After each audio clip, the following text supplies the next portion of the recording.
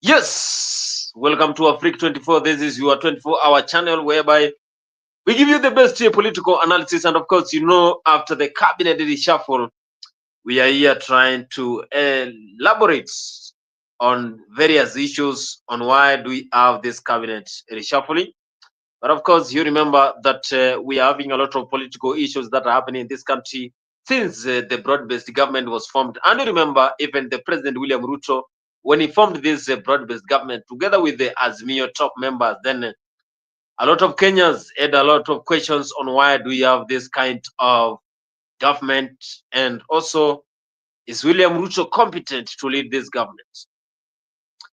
Over the weekend, today is on Sunday, for those who are following from East Africa, I know I have followers from all over the world. I have followers from United States of America, the city of Atlanta, Georgia, the city of Virginia, led by Mzalendo, and also city of California. Wherever you are following us, the likes of Goodyear, my good friend Goodyear from France, and also my good friend Awesome Captain Keep, and whoever is following this conversation. You can join me live through the link that I'm going to share here, Africa 24, and you are able to join the studio and share with your fellow Kenyans on what is happening in this country. But you remember, the cabinet reshuffle is one of the key things that has really raised concerns to the Kenyans. But remember that we are trying to shape the country. That is what the president is saying. And he is saying that he is very sure that by the end of the 2 years or 3 years that are remaining, then he will change the situation of this country. You're waiting to see if the broad-based government is going to change the situation of this country. Also, earlier last week, the President of the Republic of Kenya, William Samoei Ruto, met the former President of the Republic of Kenya, and of course, the fourth President of the Republic of Kenya, that is Uhuru Kenyatta, at his home, Gatundu, and whereby they talked about the situation of the country. And maybe Kenyans are saying that after the meeting of the two presidents, that is when the cabinet reshuffle happened, and we have the William Kabogo and also Mutai Kagwe featuring in the government. Questions have been asked. Why was this meeting and why did it happen? Here following, and also the response of many Kenyans, whereby they are saying that the meeting should not have happened. Also, we saw the DP after Gachagua impeachment. Now we have a new deputy president, that is Uhuru Kindiki, who came in and now is the deputy president of the Republic of Kenya. Now he is there and he met the media, whereby they discussed most of issues that are affecting this country. And of course, they talked about the leadership of Kenya Kwanza government. But Kithure Kindiki is a yes man. But the question was asked by the fellow journalists who went there, and they asked him a lot of tough questions, whereby he responded. Also, in the political arena, Babu Owino is still fighting hard on winning the 2027 Nairobi gubernatorial seat. Also, Raila Odinga responded to William Ruto changing the cabinet or the Republic of Kenya. Also, you have seen the opposition leader led by Kalonzo Musyoka, the likes of Eugene Wamalwa, Jeremiah Kioni also has responded to what is happening in this country. The cabinet reshuffle is one of the key areas that has raised a lot of concerns to the Kenyans, and the Kenyans are really questioning the competence of the President of the Republic of Kenya. Also, the question whereby the COVID-19 scandal was also introduced in this country, and the Kenyans realized maybe the COVID-19 was not real, and that's why we had a lot of money being squandered. And now we have Mutai Kagwe back in William Ruto cabinet, whereby is now the cabinet secretary for livestock and agriculture. Issues are being questioned on why do you have former cabinet secretaries being incorporated in William Ruto government. So without even stating, I want us to listen to what the former DP said as we start our show because he had a media press. Am I allowed to complain? Why is that? It is an unfair question. Because I have just been entrusted with a very serious and grave national responsibility. What is weighing in my mind now and what is really, really occupying me is the desire to discharge those obligations because the expectations of the people of Kenya, the expectations of the president are so high. If I started occupying myself with ideas of what will happen, I don't know when, I'll be the most unsuitable person to be seated before you today. Your Excellency, I want to rephrase Michelle's question regarding you and the former deputy president. Let's not even go with the qualitative differences. But clearly there are lessons you must have learned from Gachagwa's tenure in office. What lessons are those? You know, my friend, you know, in leadership is defined by certain ethos and parameters. And I want to persuade you to allow me not to discuss my brother, the Honorable Rigathi Gachagua, because he's my friend. And you've not heard me bad-mouthing him anywhere before when he was in this office or even after he left office. So please spare me because it is not right.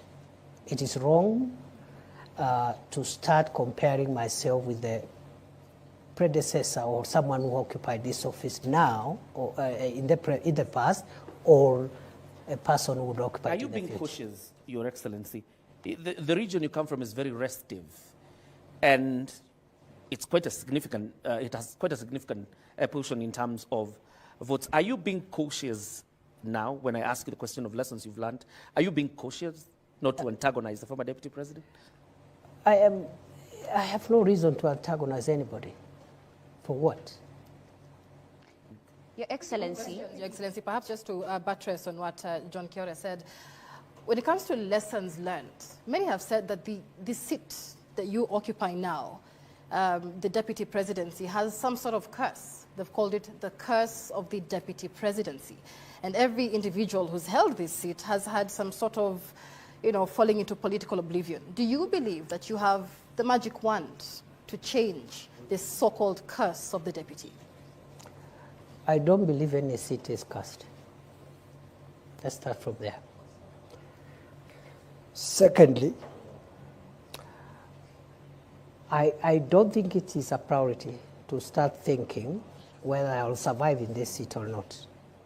As I have said, what is weighing in my mind, the same way when I became Interior Minister and the North Rift was in that shape, Lamu, Boni was in that shape, and Northern Kenya was that shape. I told myself, including the passport crisis, I said, if I will last here for 1 year, I want to try my best and have these challenges under control. So for me,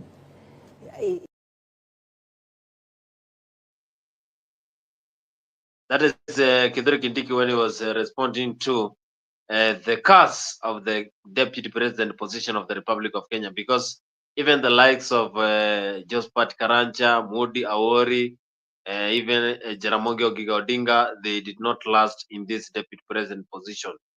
And something that has really caused a lot of issues is Kithure Kindiki, will he survive for this seat before 2027 general election? But he is a very quiet leader. He never responds to a lot of questions, and he is always calm.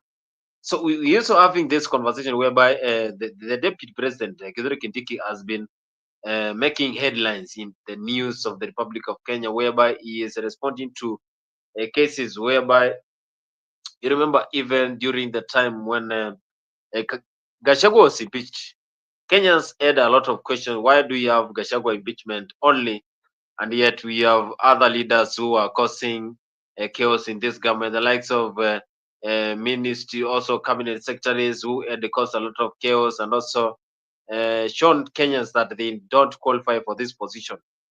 Also, Kenyans have been questioning why do we have this kind of government, a ruling country, whereby the administration is not heading the right direction. But when you ask a lot of Kenyans, they will tell you that Kenya is heading in the wrong direction. Even the statistics, they can tell you that Kenyans are complaining. The Asla nation also is complaining because they thought that they are going to change the Republic of Kenya. Also, the president also said that he is ready to change the situation of this country. DP spoke, and this is what he said. Kitu inatuhuzunisha sana sana, and everybody, the church was happy, women were happy, our young people were happy. Hii pombe tulikuwa tumemalizana naye na vijana wetu wamerudi uhai. Sasa kwa sababu ya kuchukia sisi kama jamii, umeagiza watoto wetu wamalizike, lakini Mungu hawezi kubali. Ubeno hii tuneanga ini atwendete na ndeguthira Ngai uria we matu-ini ndangereka nyumba ino itu ithire. Sisi, mchungaji umesema mimi ni mtu truthful. Mimi ndio nimekuwa na shida pale kwa serikali kwa sababu mimi ni mtu ya kuongea ukweli na serikali ni ya uongo. Sasa singe fit pale. Ni ya uongo ama si ya uongo? Ni ya uongo ama si ya uongo? Sasa mimi pale nimwambia rais, hii maneno ya universities ilikuwa naendelea mzuri, watoto wanasoma kupitia HELB. Hii umelete ni ya kutatiza watoto wetu. It's too expensive. Anasema wachana na hiyo maneno, wacha tufanye vile tunataka. Mambo hii ya NHIF ilikuwa naenda mzuri, nalipa 500 kwa whole family. Ikaletwa ingine, namwambia rais hii watu hataki. Anasema wacha tujengee watu manyumba, namwambia hapana, watu watajengea manyumba yao. Wajengee barabara na waletee maji na stima. Si manyumba mtajijengea? Sasa hii watu wanakatwa pesa kila mtu ya kujenga manyumba na hiyo nyumba si yako. Sasa hiyo maneno ndio ilifanya mimi nakuwa na matatizo pale na rais. Kwa sababu mimi namwambia ukweli na hataki kusikia. Akaona mimi ni mtu ya ukweli, anifukuze kwa serikali, aendelee na mambo ya uongo. So tunasema amesema atakuja hapa Mlimani mwaka ujao. Alikuwa anasema ngoja kidogo kwa sababu watu wamekasirika, ati hasira iende chini. Inaenda chini ama inapanda? Sasa alikuwa amesema Januari, sasa amesema atakuja mwezi wa 3, ati hasira iteremu. Rais, wacha nikushauri, usingojee hasira iteremuke, inapanda. Kwa hivyo kama unaogopa hasira hutakuja, so wewe kuja na usikae, si ndio? Kwa sababu hii watu ya mlima wako na maswali wanataka kuuliza we. Mungu na maswali, hamuna maswali? Na kwa sababu wewe rafiki yangu ni kuibie siri maswali 3-4, ujitayarishe hii wakati ya Christmas. Ujitayarishe ukuje uambie hii watu ya mlima, rais, watu ya mlima alikupenda bure. Walikupenda tu, wakakuamini. Wakaambiwa na Uhuru Kenyatta, wewe hapana mtu mzuri, wakasema hapana, wewe ni mzuri. Kweli ama uongo? Wakatoka wakakupigia kura. Wewe ukija uambie kwa nini uliwasaliti na kuwachukia na kuwatesa. Ukimaliza hiyo rais, uambie hawa watu walikupenda ya mlima na Kenya ingine, wakikwambia Kenya haiendi mzuri, mbona unatukana hao, unawaambia hao wako na pepo? Sidi alisema. So ukuja ujibu kwa nini wewe, watu walikupenda, watu walikuchagua, watu walikuombea, mbona unawatukana? Kwa nini wakikwambia chanjo uwaeleze ni ya nini hii ya ng'ombe, unawatukana, unasema they are stupid? Kwa nini? Ukija hapa uambie hii watu, hao wahubiri ya kanisa walikuombea, wakakuunga mkono. Gachagua Hey, making headlines, and he is questioning the president. Why did he betray the mountain? The mountain trusted him in back 2022.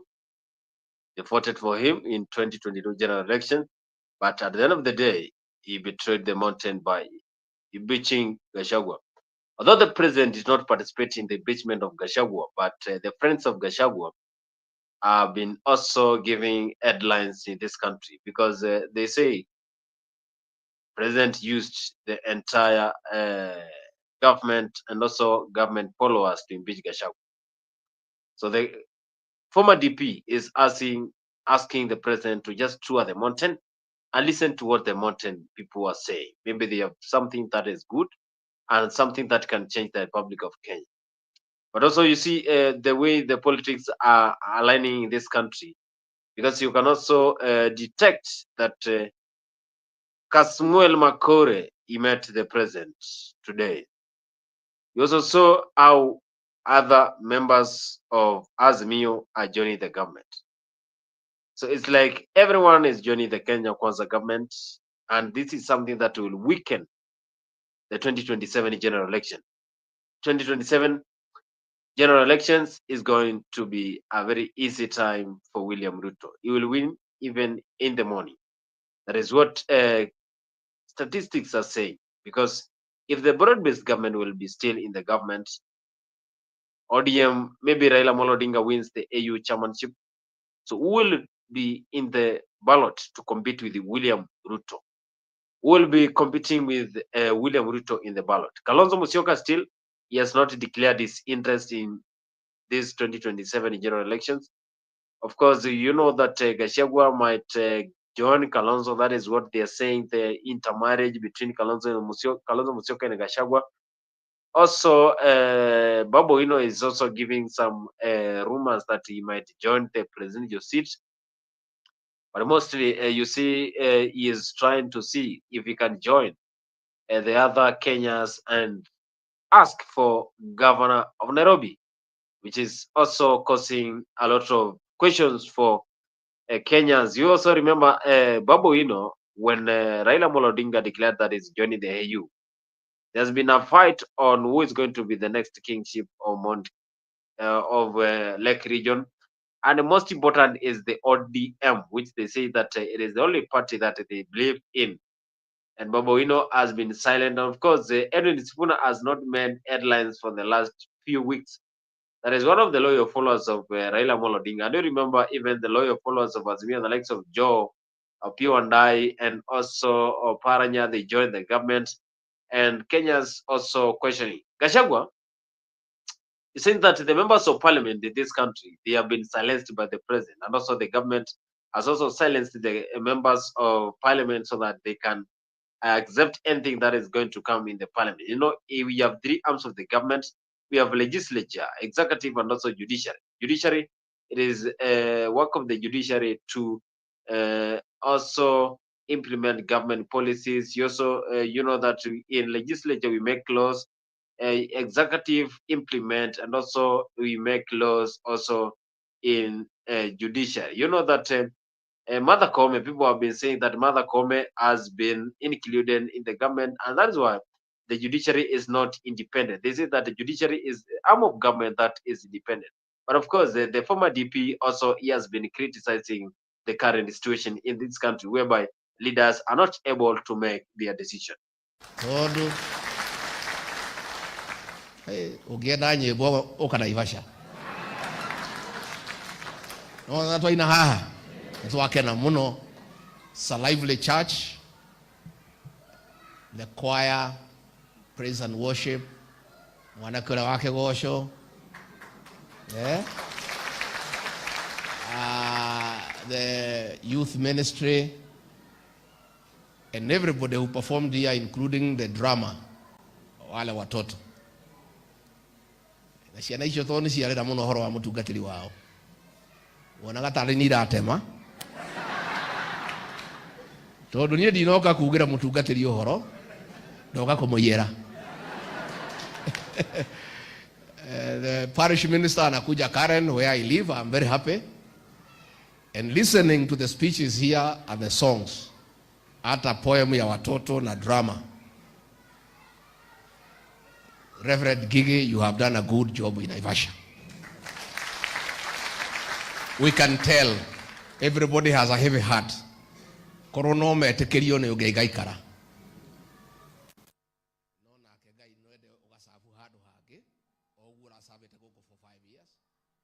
So we want to welcome you to Karen. You come and minister for us. Take care of us spiritually. Tuliokaga sadly atu Nairobi.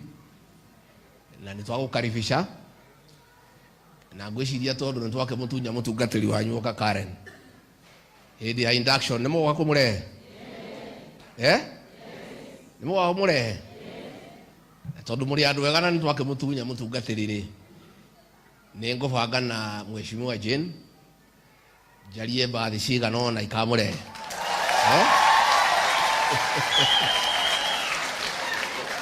Nimo goka Nairobi. Nona nyuma menya kuu negecuka mwiko nyore wega. Umanya Nairobi ti kundu gwa guthio uguo. Wina go kia matawa. Mwithambo wega na gacuiri muthondeke wega. Mutigoke na ndoro ya Naivasha. Nemo gwithondeka wega. Mukwenda bathi cigana ithano ithathatu iria mukwenda.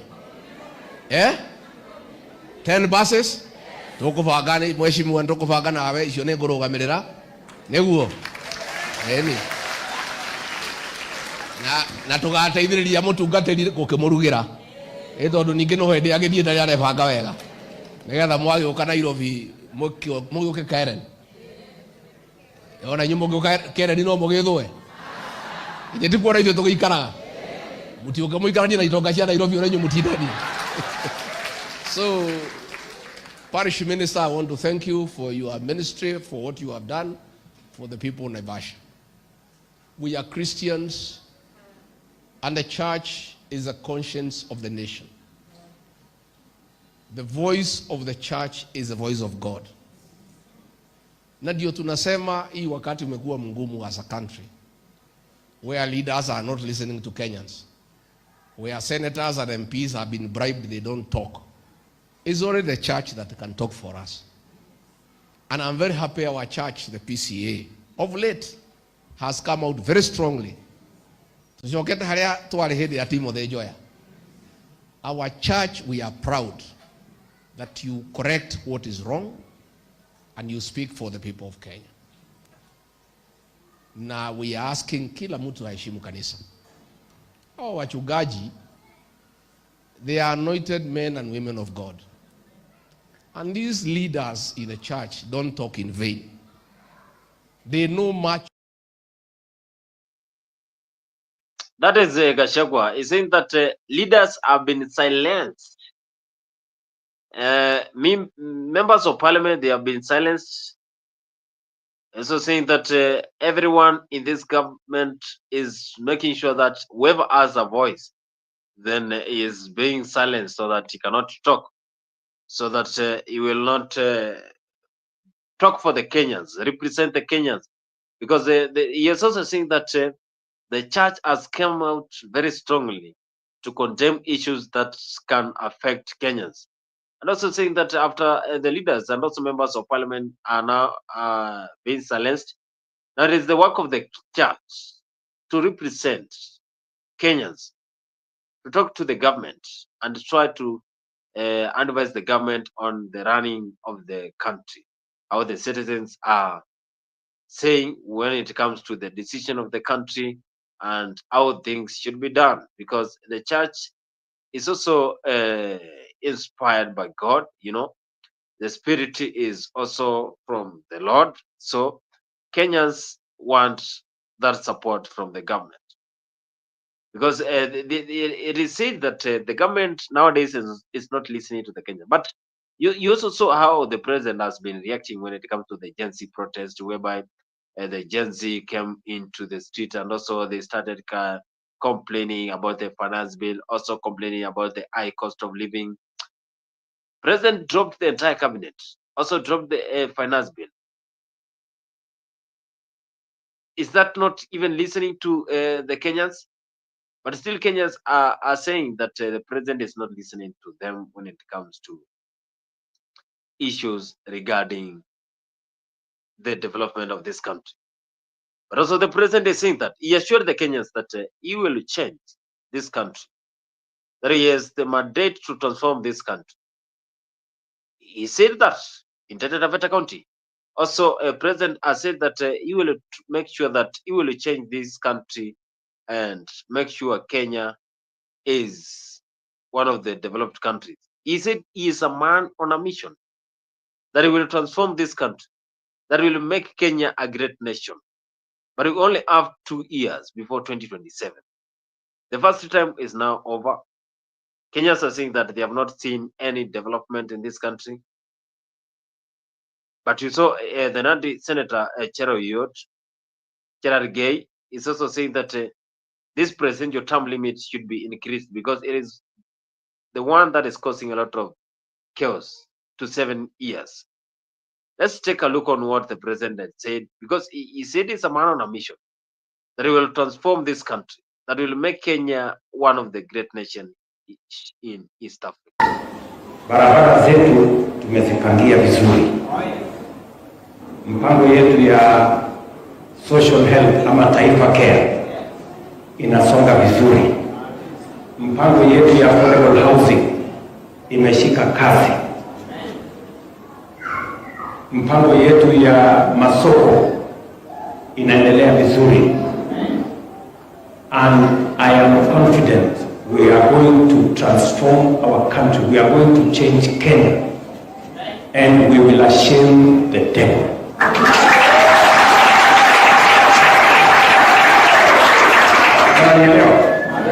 Niko na imani hii nchi tutaibadilisha.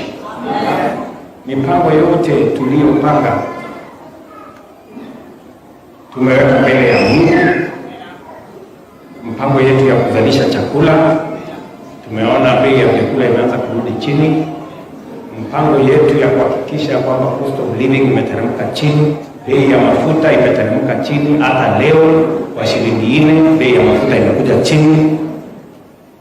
Mpango yetu ya kusambaza stima Kenya mzima inaendelea kwa kasi. Hapa Taveta kaunti 15 zinaendelea na hiyo kazi. Nia yangu vile nimesema ni kufikisha stima kwa manyumba ya Wakenya 700,000 by 2027. Mpango yetu ya kuzalisha ajira kwa vijana wetu imeshika moto, inasonga mbele. Hata wiki hii vijana 300 wamepata ajira, wamepanda ndege kwenda ng'ambo. Hii wiki miezi miwili imepita, vijana 12,000 wamepanda ndege kufanya kazi. Vijana 1000 wanafanya kazi katika mipango yetu ya kujenga masoko, affordable housing, tukisonga mbele. Mwezi huu wa 12 tunaajiri walimu wengine 20,000. Hiyo kazi yote inaendelea. Na mimi nataka niwaambie Wakenya, msikubali fitina na porojo na propaganda za watu ambao kwa chuki hawataki Kenya isonge mbele. Na mimi nataka nimwambie Kenya itafaulu. This country is going to be great. We are going to transform this nation. Injili ya shetani ati Kenya itarudi nyuma, ati Kenya itapotea, hiyo injili ya shetani haiwezi kufaulu. Sisi tunamuomba Mungu jamani. So Kenya is going to go places. I sympathize with the naysayers. I sympathize with the negative people. Wale katika mipango yao, katika dhamira zao, wanataka nchi yetu ianguke. Nchi ya Kenya haiwezi kuanguka. Nchi ya Kenya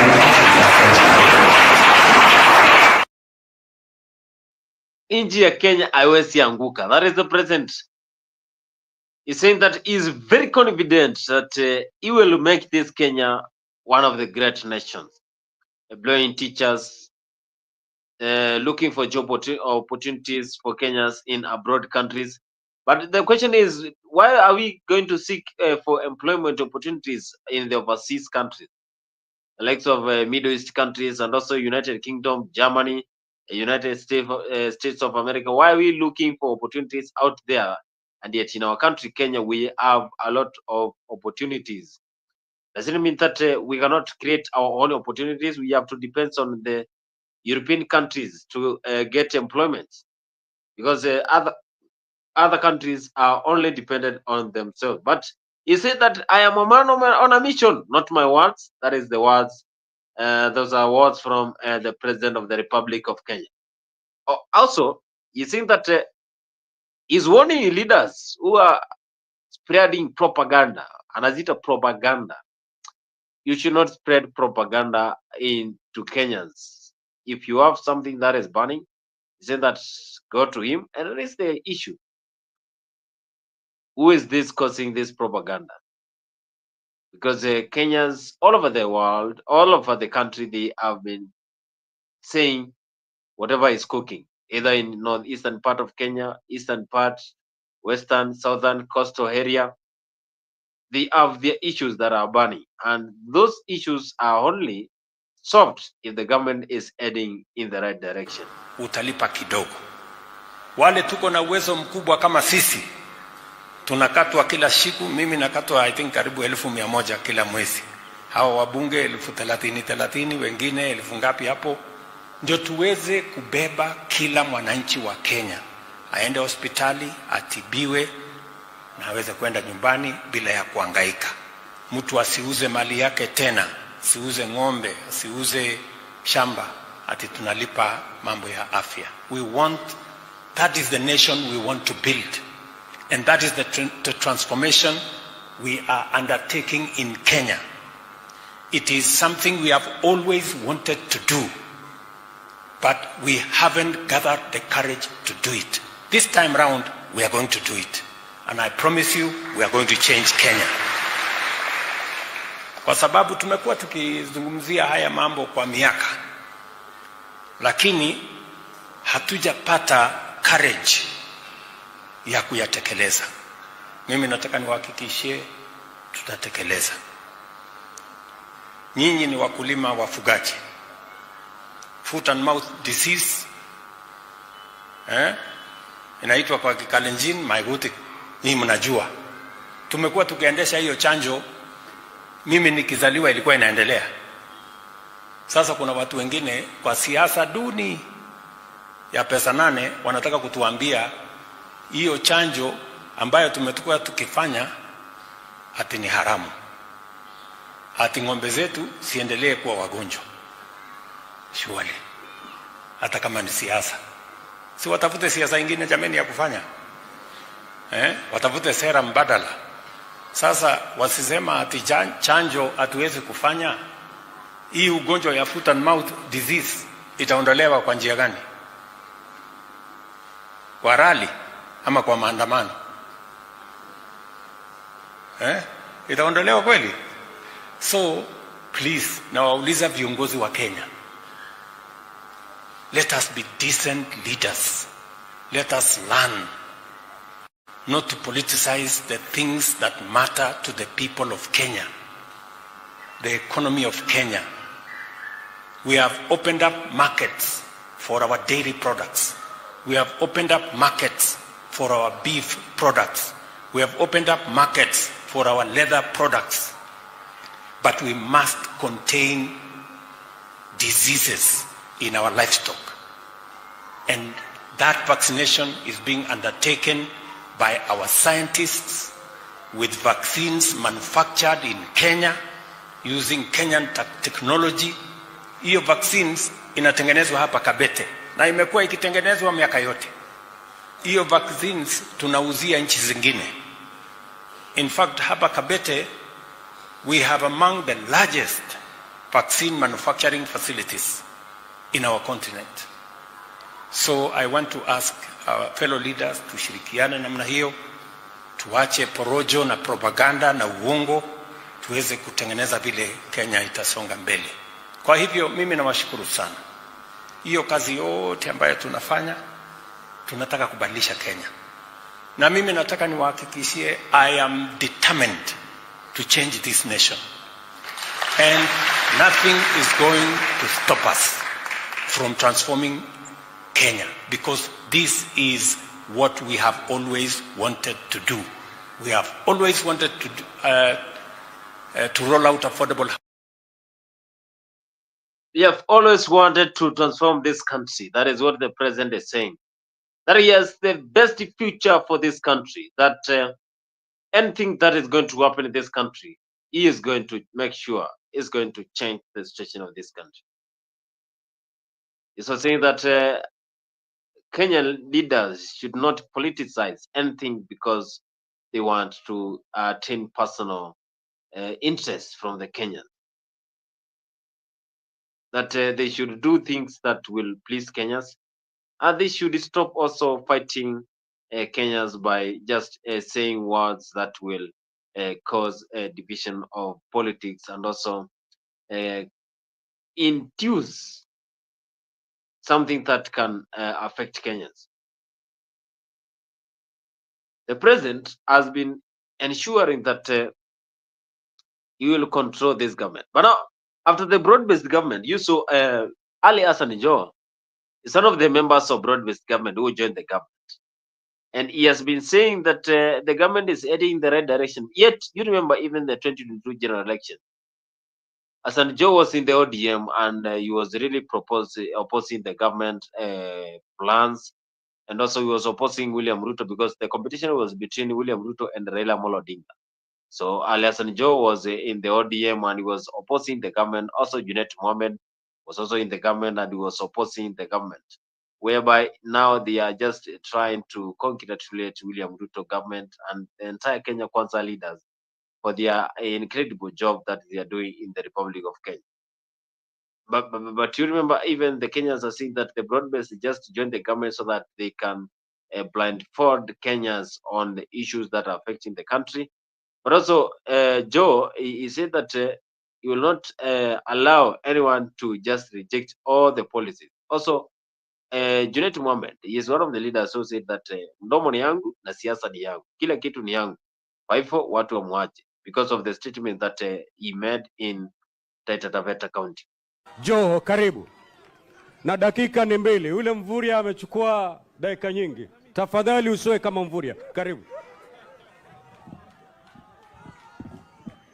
Asante sana, Your Excellency, Naibu wa Rais, Mheshimiwa Speaker, Mheshimiwa Waziri, Mheshimiwa Mungatana, Mheshimiwa Lee Wario na maseneta wengine, asalamu alaikum. Mambo? Mkongangari? Mkongangari kinoma? Kama ni noma noma? Very good. Mimi, Mheshimiwa Rais, nitazungumza mambo mawili tu kwa sekunde 0.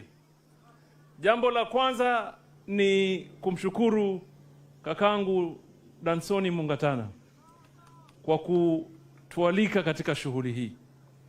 Mimi, Your Excellency, nilikutana na Mungatana, sijui kama yeye atakumbuka kiajabu ajabu. Mwaka wa 2002 mwisho ama mwaka 2003, mimi nilikuwa rafiki wa karibu sana wa marehemu Karisa Maitha. Siku moja nilikuwa pale Jogoo House kwa Karisa Maitha na marehemu Nyonga alikuwa hapo na mwa yule dereva wa Mungaro siku hizi. Nikaona kijana mmoja ankuja na suti mwembamba hivi, yelo, anaingia habishi hodi. Nikauliza, huyu nani huyu, mbona ana adabu anaingia kwa waziri hivi? Nikamwambia huyu ni Mlamamba aitwa Mungatana. Unakumbuka Dansonio? Sektara kwa aitwa Faith ama kitu. And then we became friends. Nikajua, huyu bwa mdogo huyu alitoboa vipi huyu? Akapigiwa kura akawa mbunge mapema. Then he inspired some of us. Mimi nikafata, Kingi hakafata, tukakutana sasa pale bunge la 10 tukawa colleagues in the 10th parliament. So Mungatana, kwa shughuli hii ya leo mimi nataka nikupe kongole bro.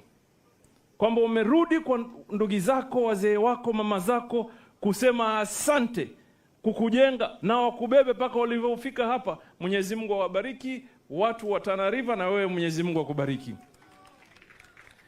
Jambo lingine nataka niseme, Mheshimiwa Naibu wa Rais ameeleza kinaga ubwaga hali ya nchi ilivyo.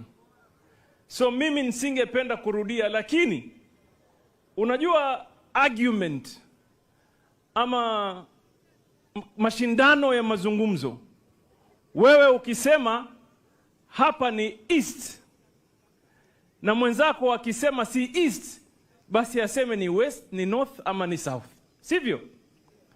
Na Mheshimiwa Naibu wa Rais amesema hapa a fact that where we are today as a country, unga umeshuka kutoka 200 na paka 110, 12 ama 30, sivyo?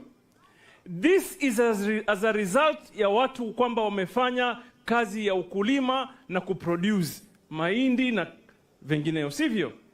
So mimi nataka niwaombe ndugu zangu wa Tana River, katika haya mipango haya ya kuendeleza taifa letu, tafadhali tushikane ili tuweze kubadilisha. Nimetembea hapa na seneta wa Tharaka Nithi, amenambia hapa mbona watu walimi sana. Nimwambia hapa watu walima, hujapita pale ambaye mahali watu wanafanya nini? Wanalima, sivyo? Lakini tuchangie katika hali ya kuboresha uchumi wa taifa letu. Mheshimiwa Naibu wa Rais amesema hapa anataka yeye na rais wetu William Samoei Ruto kuhakikisha kwamba tumeweka pesa mifukoni mwa watu. Mmoja mimi ni waziri sahi, ama muelewe hiyo? Mimi nikiongea hapa, mimi ni serikali kamili. Lazima tuweke mipango ya kuelewa. Sasa kwa upande wangu mimi, wizara ambaye nimerithi kwa ndugu yangu Salim Mvurya, kuna mambo ya uvuvi, mambo ya madini na mambo ya maritime. Hapa mimi nataka tukubaliane kwamba tumesikizana hapa na Ali Wario. Kule Kipini tumeweka kiwanda cha uvuvi. Sasa kuna barabara. Leo tumemwambia Naibu wa Rais aongee na wale wa mawaziri wetu walete hiyo barabara ya Kipini ili wavuvi wakivua samaki wapate soko. Lakini lile la muhimu ambayo nataka nimalizie nayo, kwa heshima kubwa, Deputy President, Your Excellency sir, hapa Tana River kumejaa madini nyingi, lakini hii madini inaibiwa usiku na mchana na wale wenye madini haramu. Mimi nashangaa, kwani hapa hakuna county commissioner hapa? Ama hakuna mkuu wa polisi? Mko hapa nyinyi? Mbona madini zetu zaibiwa na nyinyi mko hapa jamani? Nimewashtaki. Kwa hivyo kuanzia leo taka hizi madini zibakie, ndio tulete viwanda hapa, vijana wa hapa, kina mama wa hapa wao wa kwanza kufaidi katika madini ambayo ni yao. Tumekubaliana hapo? So when we come back here next year, tunakuja kuleta viwanda, si ndio? Lakini madini ifanya nini? Ibaki. So tafadhali county commissioner, county commander, kuanzia leo mnafahamu tuambie mumeshika watu wangapi wenye kuiba madini ya wananchi wa Tana River. Mwenyezi Mungu awabariki. Basi nitamwalika Commissioner wa Parliamentary Service Commission ambaye pia ni seneta wa kutoka kule Nyeri. Senator. Yes, that is a broad-based government leader, Ali Hassan Joho, when he was speaking during one of the conference that was held in Tana River. But you remember even Joe is saying that he is very proud to be in the government, that he is representing William Ruto in every area. So we are having a lot of depth when it comes to the mining sector, blue economy, and he's trying to say that if we are going to control this, then we are going to be in the safe side. That is, William Ruto government is very sure that it is going to make any sector in this country to be streamlined when it comes to the activities, and also corruption cases is one of the areas that they are focusing on. And you remember, this is contrary to what we expect from Ali Hassan Joho, because this is one of them broad-based members who really used to oppose the government during the 2022 general election. But now you can hear even from what he is saying that he is deep in the government and he is supporting the government. When shall Kenya be safe from these corruption cases? And also, when shall Kenya have someone who will lead this country until the citizens realize that we are having development? Because they feel, from what statistics are saying, that Kenyans, they feel that 99% the country is heading in the wrong direction. But this is the Kenya Kwanza government, which promised Kenyans that they are going to change the situation of this country. This is the only government that Kenyans had a lot of trust. So is Kenyans tired? Are Kenyans tired? Are they going to vote for another leader in 2027? Will be the president be the first one to lose in first time? So you can join us here live in the Afrique 24 if you are joining us for the first time. Remember, this is Afrique 24. If you have not subscribed to our YouTube channel, you go there in the live of Afrique 24. That is AFRIQ24. That is Afrique 24. You subscribe to our YouTube channel and you'll get a lot of news. Junet Mohammed, he has been making headlines all over the country because he's making also comments that really shows support for the government. Ni mbaya sana. Hii ni mambo ya kufungia mtu mmoja. Hii ni state capture. Sijui nini. Iko kwa record ya bunge, hata kama yeye ni waziri sasa hawezi kuruka. Alisema hivyo. Baadaye tukagundua kumbe mambo ni tofauti. Kumbe hiyo ilikuwa inasaidia ili watu waweke watengeneze viwanda mingi ya kutengeneza clinker. Watu wengi wameapply sasa kufanya kazi ya clinker. Mambo ya kutoa clinker huko ngambo ikakwisha. Sasa unajua kuelewa mambo ni hivyo polepole. Saa nyingine unapinga kitu na inakuja polepole. Ya leo hii hatutapinga kwa sababu naona ni kitu mzuri pia. Hatutaki kuingia kwa hiyo mtego ile tuliingia ya kwanza ya clinker. But Your Excellency, what I want to say is that huko bunge sisi tutaunga mkono mambo ambayo yatapeleka nchi mbele. Na mimi nataka kuhimiza wananchi ya kwamba sisi tumechaguliwa kama wabunge, tuko na akili na tumesoma na tunajua. Hatuwezi kuwa tunakubali mambo ambayo yanadhuru wananchi. Lakini hatuwezi pia kusema ushuru yoyote ambayo iko katika nchi yetu ni ushuru mbaya. Lazima tutofautishe gani mzuri, gani mbaya. But if we generalize everything and we say all taxations are bad, then tufunge nchi. Kila mtu sasa aende kazi yake ingine, alime shamba yake, kila mtu afanye angalie kondoo yake, ngamia yake, kila mtu afanye kazi yake. Hakuna haja sasa ya kukua na nchi. Sasa hii nchi yetu imekuwa katika shida, and we must accept ya kwamba even though mimi nilikuwa nataka baba yangu akuwe rais, lakini kaenda hivyo hivyo. Nchi ilikuwa katika hali ngumu. Your Excellency, when you took over, deni zilikuwa nyingi, mambo ilikuwa mazito. Watu ya upinzani kama sisi tulikuwa tunangojea na tumetarejea kwa muda mrefu mpaka sasa imekuwa after broad base sasa ikachelewa ya kwamba mtashindwa kulipa hii deni. When are you going to default? Not if. We knew this was they are going to default. When they default, sasa tuko na hawa bega kwa bega. Tuambia si wameshindwa na kazi. Sasa Mheshimiwa Rais, congratulations. Umejikakamua mpaka leo. Naona mambo inaenda hivi tu. Vizuri kabisa. So sisi tunaunga mkono kwa kazi nzuri. Na uchumi vile mimi naona sasa vile deni inalipwa na policies ambayo umeweka ya macroeconomics ambayo zinasaidia nchi. Naona hapa mbele kuna nuru. Hapa mbele hakuna giza. Na ile wale watu ambaye unajua sisi pia tulileta kwa serikali experts kali sana, your excellency. Tunaita wa experts. Huko ODM wanaitwa experts. Wana ujuzi tofauti. Wengine wana ujuzi zaidi hata ya kibinadamu nyingine hatari. Chungana na hawa. Lakini ni ma experts ambaye tumesema wakilishe wananchi, wasaidie wananchi, na sisi tutahakikisha ya kwamba katika bunge, mimi ndio sasa kiongozi huko, tutahakikisha tutafanya mambo yote ambaye itapeleka nchi yetu mbele. Na tusiwe nchi ya kulalamika peke yake, kwa sababu mimi nina uhuru ya kusema chochote mimi nataka kusema. Huwezi kufunga mdomo yangu. Jana nimeongea hapa Taita Taveta, naona wengine wananirukia, Junet kwa bana, mdomo ni yangu. Siasa ni yangu. Wakati tuliingia wamama vile wanavaa, waliambia wamama walisema my dress my choice. Mimi pia nasema my politics my choice.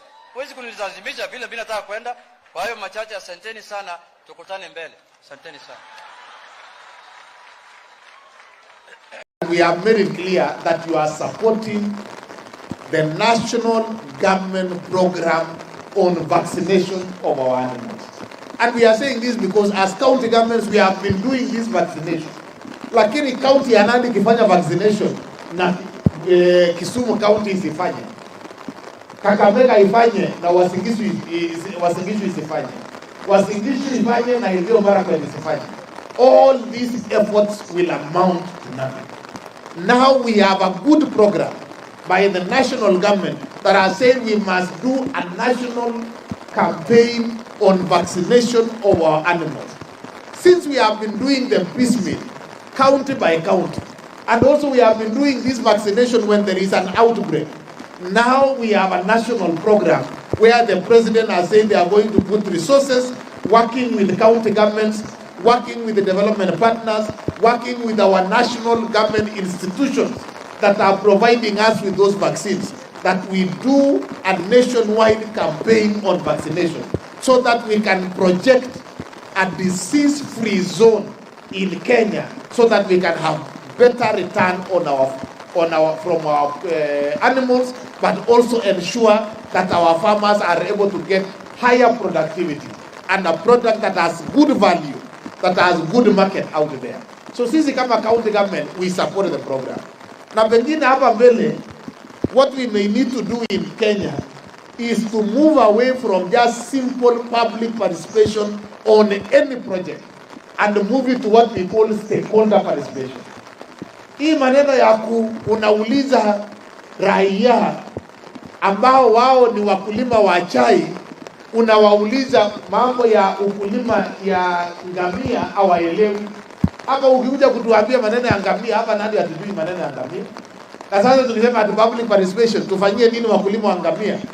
Mimi nikiwa mkulima wa majani chai, mkulima wa kahawa, mkulima wa dairy, I cannot understand what is required by our camel farmers. But if you ask me about what I require as a dairy farmer, as a coffee farmer, as a goat farmer, mimi nitaelewa kwa sababu that is what we need. So in this country, tuko na shida ambayo tuko na watu wachache ambao wamekuwa experts ya kila kitu. Tukitaka kuunda budget ya national government, how to reduce debt, wao ni experts. We want to do a program on agripreneurs, wao ni experts. When we want to do a program on CDP and how to support our dairy farmers, they are also experts. Yet they actually don't have cows, they don't have sheep, they don't participate in agriculture, but they are busybodies who intend to derail government projects with the intention of ensuring that our farmers suffer. So tunataka kuomba, we have to move away from just simple public participation and move to stakeholder participation. So that when you have an issue in education sector, let us call the people within the education sector and they give us their input. If there is something on agriculture, let us have our people in agriculture to come and give us input. From our technical staff all the way to our farmers to the practitioners, so that we can be able to be sure that we are dealing. Governor Sang trying to defend the government plan of livestock production, whereby they're trying to vaccinate all livestock in this country. So he is trying to defend the president and, of course, the plan for the government, whereby they're trying to make any animal in this country to be vaccinated. Of course, the former DP Gachagua, he raised concerns about this, whereby he said that this plan is done to milk Kenyans, to get money from Kenyans. But also, you also heard the president saying that since he was born, the vaccination of animals was still there and it still happened. But now, since he is the one who is trying to implement it, and some of the Kenyans are trying to reject any plan that is being implemented by the government, and he said that they should stop that because he is a man on a mission. That is what he said. You want to transform this country. But of course, Kenyans are not happy with the kind of plans that are being implemented in this country. Of course, the vaccination plan. The Kenyans also rejected the finance bill plan. And also, we have the new university funding model, which has been declared unconstitutional yesterday by, that is, the court has also declared it as unconstitutional. That is the new university funding model. Most of things are being rejected by Kenyans, and also things are not adding up as well. But it's a hit and run game that is being done by Kenyans, and also the government is succumbing to this pressure.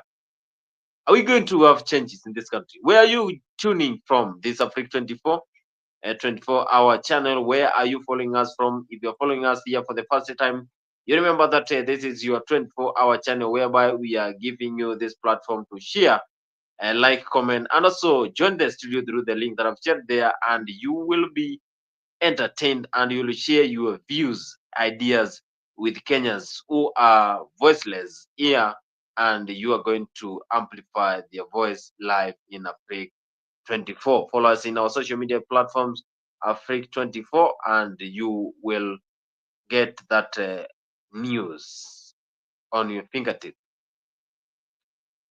Of course,